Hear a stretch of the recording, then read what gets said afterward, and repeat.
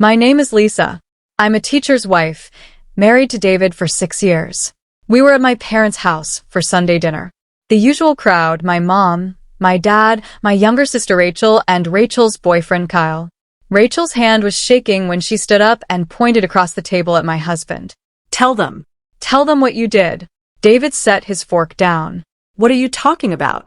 I'm 12 weeks pregnant, and it's yours. The room went silent. My face went white.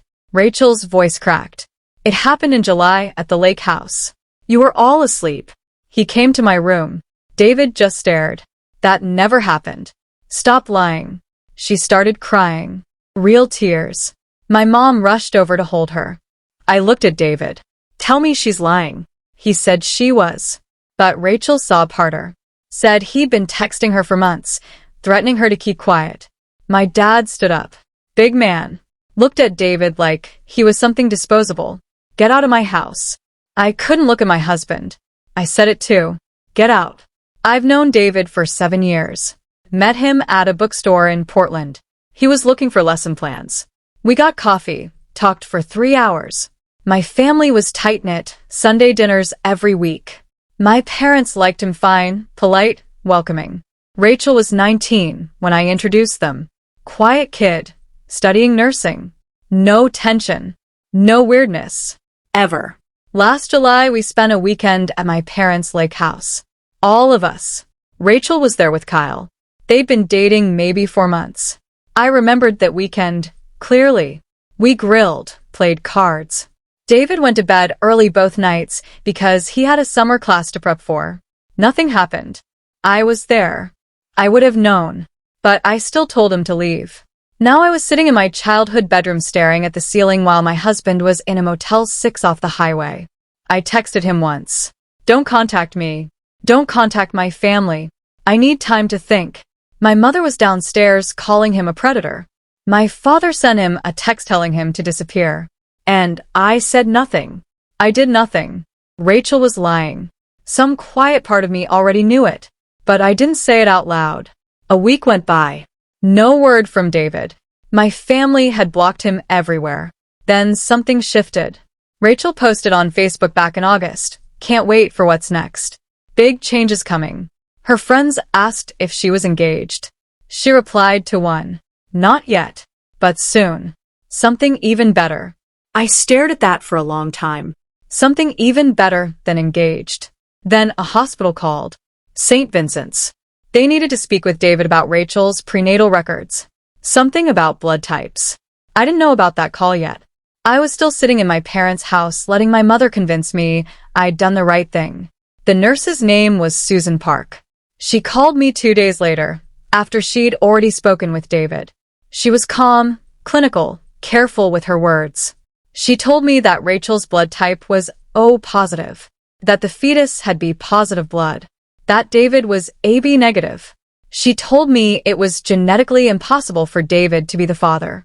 I sat down on the kitchen floor and didn't move for a long time. I called Rachel. She didn't deny it. She broke down immediately. Said it was Kyle's baby. Said his family was Catholic, conservative. Said his mother already hated Rachel and would have cut him off completely if she found out. Said Kyle promised it was temporary, that they'd tell the truth after the baby was born. That David was just a name. A placeholder. My husband of 6 years. A placeholder. She said she was sorry. She said Kyle pressured her. She said she didn't know how bad it would get. I drove to David's motel that night. He opened the door and looked at me the way you look at something you're not sure you recognize anymore. I sat on the edge of the bed. I told him everything. He didn't yell. That made it worse. He said, "Your dad threatened me. Your mom called me a predator." I know. I'm so sorry. Sorry doesn't fix this, Lisa. He looked at me. Tell me you believed me. Even for a second. I opened my mouth. Nothing came out. He told me to go. Rachel's confession came out 2 days later. She told my parents everything. Told Kyle's family. Posted an apology on Facebook that she deleted an hour later. My parents called David. My dad first. David, we made a terrible mistake. David wasn't kind about it. He didn't have to be. My mom left a voicemail crying. I heard he deleted it. Kyle's family cut him off completely. He was sleeping on a friend's couch. Rachel moved back home. The baby was due in 4 months. I went to David's new apartment. I told him I was sorry. I told him we could fix this. He handed me divorce papers. You didn't make a mistake, Lisa. You made a choice. When it mattered most, you believed her over me. I wanted to explain fear, confusion, the way your mind protects itself. But he wasn't wrong. I signed the papers right there, hands shaking. I watched the door close behind me. Paul, his lawyer, called him a week later to confirm it was final. I know because David told me in the one message he sent after. 3 words. It's all done. I looked out the window of my parents' house where I was still staying, still sleeping in my childhood bedroom, still surrounded by the family I had chosen over my husband when he needed me most. Rachel is down the hall. The baby kicks sometimes. She lets me feel it occasionally, like that's supposed to mean something. I think about David every day. Whether he's okay. Whether he found something steady again. I hope he has. He deserved better than what I gave him.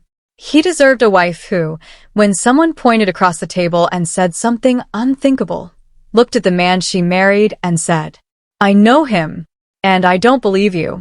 I didn't say it, and I have to live with that.